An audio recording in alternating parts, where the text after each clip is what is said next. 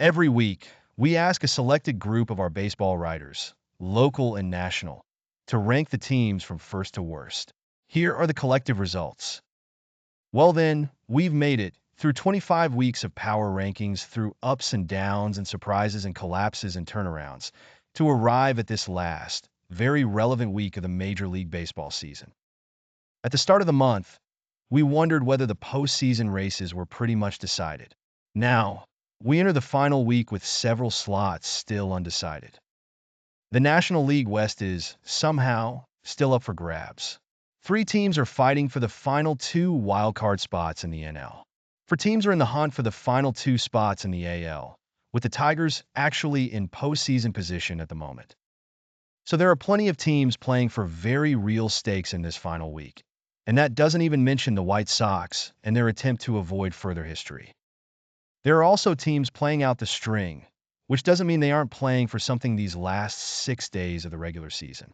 That's the theme this week. What is left for each team to accomplish this regular season? 1. Philadelphia Phillies record. 93-64 last power ranking. 1 thing to play for. A month of home games at Citizens Bank Park.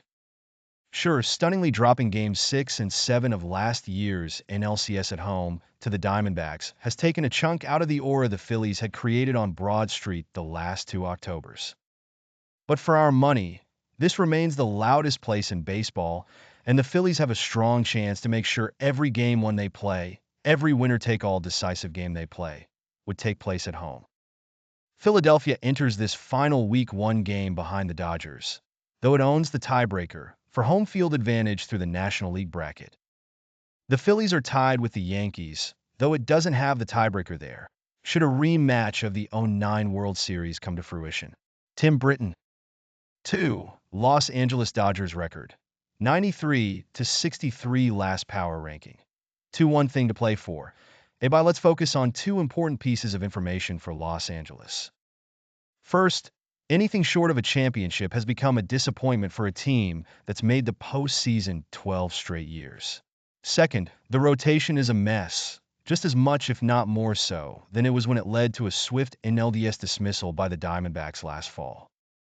For the Dodgers to get to and win the World Series, they'll need to make it as easy as possible on their pitching staff, and that means playing as few games as possible.